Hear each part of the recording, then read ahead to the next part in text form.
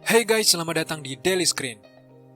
Di video kali ini, kita akan nge-review singkat film Bumblebee yang sedang tayang di bioskop.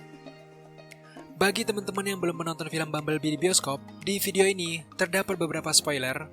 Apabila teman-teman tidak menyukai banyaknya spoiler, segera tutup video ini dan tonton kembali setelah teman-teman sudah menonton film Bumblebee.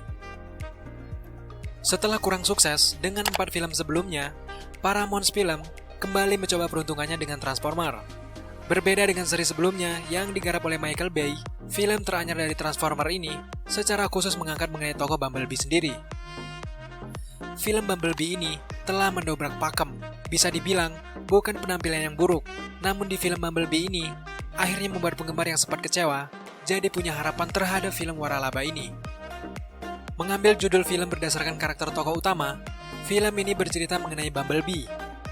Bumblebee merupakan salah satu anggota Autobot yang menjadi kepercayaan dari Optimus Prime. Di sini Bumblebee ditugaskan untuk pergi ke bumi setelah terjadi perang besar di Cybertron. Di perperangan pada planet Cybertron ini, Autobot terpojok dengan Decepticon. Akhirnya mereka terpaksa meninggalkan planet mereka sendiri karena sudah dikuasai oleh Decepticon. Dan demi kelangsungan hidup mereka, Bee ditugaskan ke bumi, Bee tidur panjang, Bee bersembunyi dan berubah dirinya menjadi mobil VW Beetle. Di saja bernama Charlie Watson yang sedang mengalami kegundahan di dalam hidupnya dan memangsanya untuk mencari jati diri. Ia memiliki hobi utak-atik mobil. Dengan hobinya ini, berujung pada pertemuan dengan mobil VW Kodok yang terbengkalai di bengkel tua. Ternyata, mobil tersebut adalah Bumblebee yang sedang bersembunyi dari kejaran Autobot jahat. Ketika Charlie Watson menemukan mobil ini dan mencoba untuk menghidupkannya, bukan malah hidup, justru Bumblebee mengeluarkan sinyal yang membuat alien robot pemburu mereka mengetahui sinyal Bee dan meluncur ke bumi. Disinilah dimulai konflik-konflik dan perperangan antara Bumblebee dan robot pemburu tersebut. Film besutan Travis Knight ini mungkin bisa dibilang sebagai film Transformer terbaik bagi saya. Bagaimana menurut teman-teman? Franchise film Transformer sebelumnya lebih mengutamakan ledakan dengan dialog absurd yang berlebihan. Untuk secara tampilan, animasi film yang bersetting pada tahun 1987 ini sangat ciamik teman-teman. Film ini nyaris tanpa celah, artinya film ini sangat bagus. Hubungan antara Charlie dan Bumblebee juga menampilkan sebuah jalinan persahabatan yang sangat unik, yang lebih mirip seperti hubungan antar adik dan kakak ya teman-teman. Di sini juga diangkat dan diungkapkan mengapa Bumblebee kehilangan suaranya. Film ini juga menampilkan banyak sisi heroik dan drama. Kalian akan disuguhkan pertemuan-pertemuan tentang dua sosok beda dunia yang rapuh dan kemudian menyatu.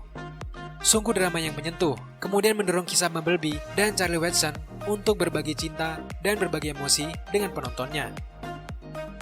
Hailee Steinfeld memberikan pertunjukan yang luar biasa. Bisa dibilang, film ini jadi salah satu film terbaik dalam karir Hailee Steinfeld. Begitu juga dengan Dylan O'Brien, pengisi suara Autobot kuning, yang tidak terlihat aktornya, tapi juga memberikan kita efek kegundahan dan membuat film ini semakin menarik. Lalu yang terakhir ada John Cena yang berhasil membuat kamu greget. John Cena di sini juga membuat kamu terharu. Ya, seperti yang kita saksikan di komik, perubahan bentuk Bumblebee menjadi mobil ini sangat-sangat mengesankan. Dan sejauh ini, menurut saya pribadi, ini adalah film Transformer terbaik yang pernah saya saksikan, di mana film ini tidak hanya berfokus pada laki-laki, tapi juga perempuan, teman-teman. Sekarang kita berbicara tentang visualnya. Ya, memang bukan termasuk visual yang paling keren dari film pendahulunya. Tapi pada film Bumblebee ini, menjadi pembedanya, tidak banyak menampilkan adu robot di planet asing. Nuansa klasik, dengan musik-musik jadul, jadi kelebihan dalam film ini. Namun balik lagi teman-teman, filmnya lebih fokus ke Charlie, bukan pada Bumblebee. Lalu kita berbicara tentang desain Transformer generasi pertama ini. Film ini juga mengajak kita untuk bernostalgia, karena di sini kita bisa melihat begitu banyak Transformer klasik yang masih hidup. Memang banyak dari mereka hanya melakukan penampilan singkat, tapi dengan adanya film ini, maka kita mempunyai harapan bisa melihat beberapa spin-off dengan karakter lama. Penggemar film Transformer bakal senang dengan film ini. Film ini bukanlah film terbaik, tapi bisa jadi film yang memberikan kita harapan bahwa Transformer sangat-sangat layak ditonton lagi untuk di masa yang akan datang. Silakan buat teman-teman yang belum menonton film ini, teman-teman bisa ajak teman-teman dan keluarganya untuk mencoba nuansa dari film ini. Sejauh ini film ini positif-positif saja bagi saya. Film ini menjadi positif karena menutupi kekurangan-kekurangan yang ada di film-film Transformers sebelumnya. Jadi buat teman-teman yang belum menonton film ini, sangat dianjurkan untuk menonton film ini. Bahkan film ini juga bisa dinikmati oleh orang-orang yang tidak menyukai film-film Transformers sebelumnya. Baiklah teman-teman, mungkin sampai di sini tentang review singkat dari film Bumblebee ini. Apabila teman-teman menyukai video seperti ini, jangan lupa untuk subscribe channel ini, like, komen, dan share, serta jangan lupa untuk nyalakan lonceng agar teman-teman mengetahui apabila Daily Screen mengupload video setiap harinya. Terima kasih.